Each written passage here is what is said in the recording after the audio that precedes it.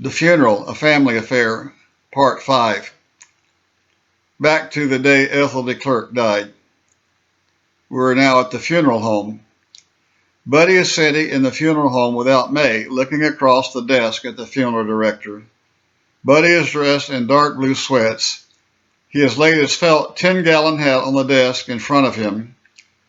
The funeral director has worn black pants and a western-cut white shirt with the white pearl snaps. He's wearing a bolo tie with an agate cut in the shape of New Mexico.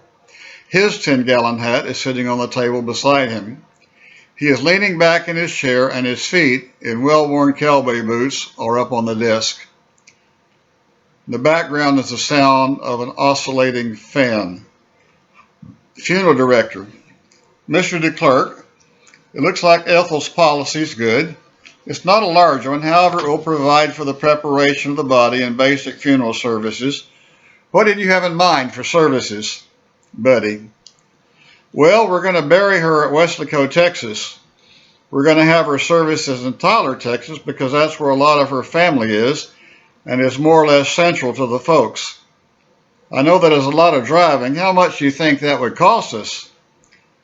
Funeral director. Well, we can do that.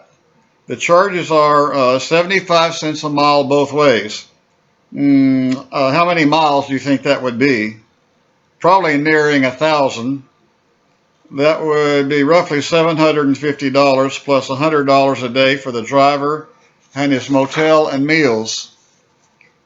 Then there's a charge of $50 a day to keep the remains in our cooler until you go. When is the service? Buddy. Well, we have a place in Tyler lined up for her birthday party. We could have the reception there. You'd have to find a church there. Maybe we could have the service. Maybe we could use the seminary chapel.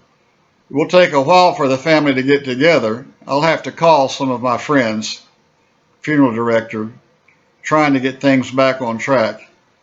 So do you want us to deliver the remains to Tyler? Buddy, oh, no, that's too much money. How long will the body last after it's embalmed? Funeral director, what are you thinking? Well, Buddy, we have to drive back there anyway. I have a minivan and the casket should fit in the back just fine. We'll just take her back ourselves. Funeral director, will your van hold a casket? Buddy, let me use your phone. I will call May and ask her to measure the van with its back seats down. The funeral director makes a face as he swivels around to get the phone, and he hands it to Buddy. Funeral director, sure. Buddy dials the phone, leans back in the chair a little bit. May, dear, before you come back to get me, I need you to do something for me. Run out to the toolbox and get my tape measure and see how long it is from the back door, from the back of the front seat to the rear door. What? Well, I was thinking about taking Mommy dear back home to Tyler ourselves. Well, it will save us some money. Well, yes. She will have to stay in the garage until we go. Well, if we have to get groceries, we can just pack them around the casket. Well, she will be embalmed.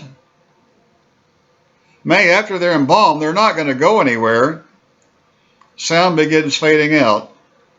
Doesn't sound creepy to me, and will save a bundle of money. Fade out. Scene 6. Interior of the van on a freeway.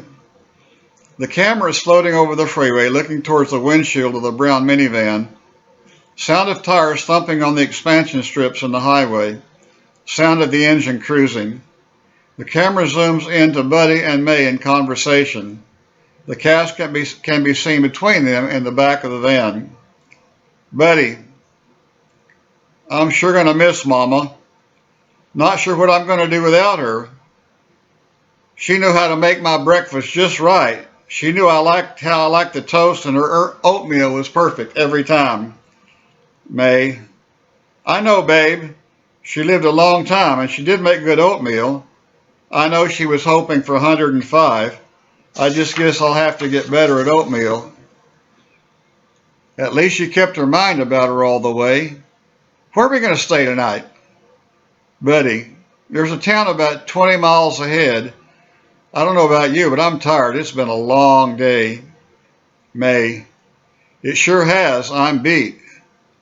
Buddy, let's find some place where they have breakfast. Maybe they'll have oatmeal, even if it is instant. Buddy, yeah. Oatmeal sticks to your ribs. Don't get hungry soon if I have oats for breakfast. May. Well, maybe you won't have to get oatmeal tomorrow. You might have to get something else. Buddy. They both lapse into silence. The sound of the thump of the tires on the expansion strips in the road continue. Fade out.